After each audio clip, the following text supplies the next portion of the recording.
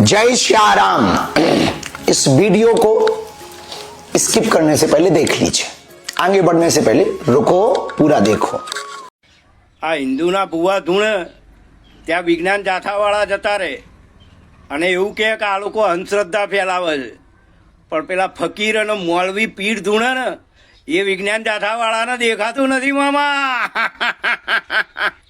બાગેશ્વર ધામના બાપુ એટલે કે ધીરેન્દ્ર શાસ્ત્રીની રાજકોટ શહેરની અંદર એન્ટ્રી થતા જ હવે ક્યાંક ને ક્યાંક ઘણા બધા લોકોએ કહ્યું કે હવે વિજ્ઞાન જાથાની ટીમે બાગેશ્વર ધામના બાપુને 50 લાખ રૂપિયા આપવા પડશે.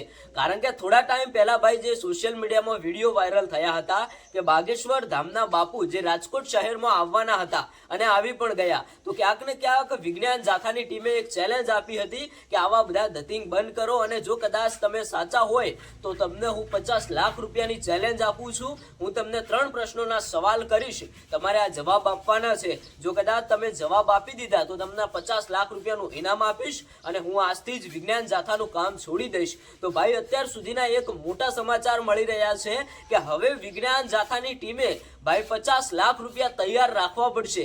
કારણ કે બાગેશ્વર ધામના બાપુએ આ ચેલેન્જ સ્વીકારી લીધી હતી અને અત્યારે હાલ લાખોની સંખ્યામાં શ્રદ્ધાળુઓ, ઘણા બધા લોકો આ કથા સાંભળવા માટે રાજકોટ શહેરની અંદર આવી પહોંચ્યા છે. બાપુની એન્ટ્રી પણ થઈ ગઈ છે. તો હવે ક્યાંક ને ક્યાંક સવાલ એ ઉભો થયો છે કે હવે ક્યારે વિજ્ઞાન જાથાની ટીમ આ બાગેશ્વર ધામના બાપુને 3 પ્રશ્નોના સવાલ કરે અને બાબા એનો જવાબ આપે. ભાઈ બાબાએ ચેલેન્જ સ્વીકારી લીધી હતી, ક્યાંક ને ક્યાંક એમની રીતે સાચા હશે અને વિજ્ઞાન જાથાનું કહેવું એવું છે કે આવા ધતિંગ બધા બંધ કરો અને લોકોને અંધશ્રદ્ધાની અંદર ન ફેલાવો. તો ક્યાંક ને ક્યાંક મિત્રો હવે એ જોવાનું રહ્યું છે કે આખરે બાબા સાચા નીકળે છે કે વિજ્ઞાન જાથાની ટીમ. ભાઈ અત્યારે હાલ એક મોટા સમાચાર મળી રહ્યા છે. દરેક જાણકારી જાણવા માટે આપણી આ યુટ્યુબ ચેનલને સબસ્ક્રાઇબ કરીને રાખજો, કારણ કે આજે અંતે એક મોટો ધમાકો થવાનો છે. ઘણા બધા લોકો ક્યારના રાહ જોઈને બેઠા હતા કે આખરે સાચું કોણ. વિજ્ઞાન જાથાની ટીમે ક્યાંક ને ક્યાંક 50 લાખ રૂપિયા બાબાને આપવા પડશે કે કેમ.